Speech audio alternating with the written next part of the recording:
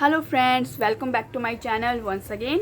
So today I am going to discuss about of biological classification from the class +1. Very important topic, very important chapter. So यहाँ से बहुत से questions जो हैं examinations में आते हैं. जितने भी प्रीवियस ईयर क्वेश्चन पेपर मैंने चेक किए हैं उनमें इस चैप्टर में से बहुत से क्वेश्चंस पूछे जाते हैं. TGT, TET, NEET, BSc nursing और जितने भी एग्जामिनेशंस होते हैं साइंस स्ट्रीम से रिलेटेड, उसमें ये चैप्टर बहुत इंपॉर्टेंट है. तो मैं मैक्सिमम वीडियो शॉर्ट्स की फॉर्म में अपलोड करूँगी बिकॉज लॉन्ग वीडियोस में नहीं डाल रही हूँ, शॉर्ट्स डालूँगी. और जो बिल्कुल इंपॉर्टेंट कंटेंट होगा सिर्फ वही मेरी वीडियोस के अंदर रहेगा. तो hope you all will like this video. अगर आप मेरी वीडियोस को लाइक कर रहे हो तो please do subscribe to my channel, share as much as you can. So today we are going to discuss about of kingdom systems. ठीक है, जैसे कि 2 किंगडम सिस्टम है, 3 किंगडम, 4 किंगडम, 5 किंगडम. ठीक है, किसने दिए और क्या क्या क्लासिफिकेशंस रहती है, क्या इनके ड्रॉबैक्स रहते हैं, तो यही आज के टॉपिक में रहेगा. So let's get continue. So let's start with the classification portion, very important according to the examination point of view. तो सबसे पहले हम थोड़ा सा इनके बारे में कर लेते हैं. जैसे 2 kingdom system, 3 kingdom system, 4 kingdom system और 5 किंगडम सिस्टम. यानी कि ये किसने दिया था और इनके क्लासिफिकेशन में कौन कौन से ऑर्गेनिजम्स इंक्लूडेड थे. वेरी इंपॉर्टेंट है ये, तो नोट डाउन कर लीजिए. 2 किंगडम सिस्टम जो है it was given by Carolus Linnaeus. ठीक है, कार्लस लीनियस ने ये किंगडम सिस्टम दिया था. एंड 2 किंगडम सिस्टम में उसने प्लेंटी यानी कि प्लांट्स और एनिमेलिया यानी एनिमल्स, इनको ही डिवाइड किया था. यानी कि प्लांट्स के अंदर उसने प्लांट्स को इंक्लूड कर दिया और एनिमेलिया के अंदर एनिमल्स को इंक्लूड किया गया.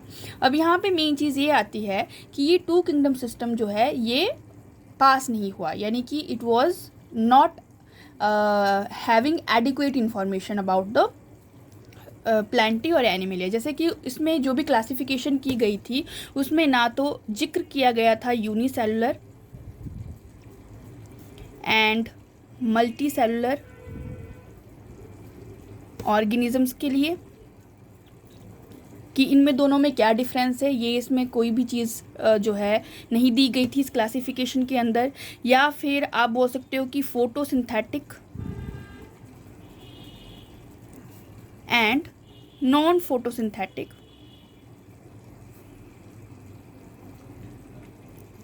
ऑर्गेनिजम्स क्या होते हैं, तो ये चीज़ें क्लियर नहीं की गई थी. तो ये क्लासिफिकेशन जो थी किसी भी तरीके से रिलायबल नहीं थी. उसके बाद हम बात करेंगे 3 किंगडम सिस्टम की, विच वॉज गिवन बाय हैकल.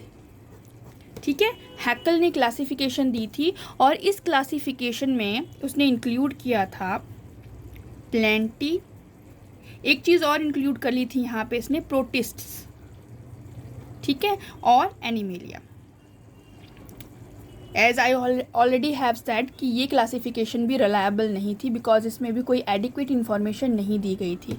लेकिन हमें मालूम होना चाहिए कि कौन कौन से किंगडम सिस्टम किन किन साइंटिस्ट्स ने दिए हैं. उसके बाद बात कर लेते हैं 4 किंगडम सिस्टम की. तो this kingdom system was given bye Copeland. ठीक है, और इस क्लासिफिकेशन में उसने डिस्क्राइब किया है about of plenty, protista,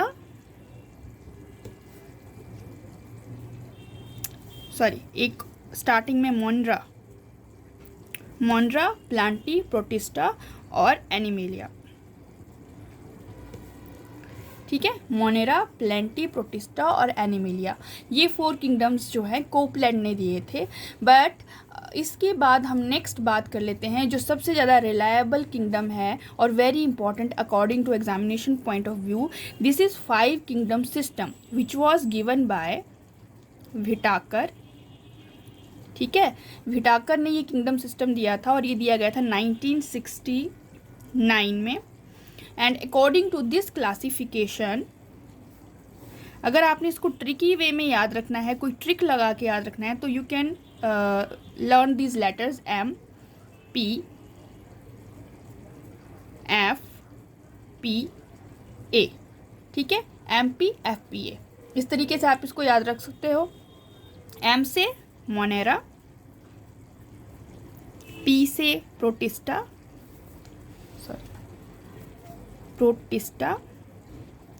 F से फंजाई, पी से प्लेंटी और ए से Animalia. Monera, Protista, Fungi, Plantae and Animalia. Very important according to examination of point of view. आपको किंगडम्स मालूम होने चाहिए, प्लस ये पता होना चाहिए कि किसने कौन सा किंगडम दिया है और कौन कौन से किंगडम्स को जो है क्लासीफाई किया गया है।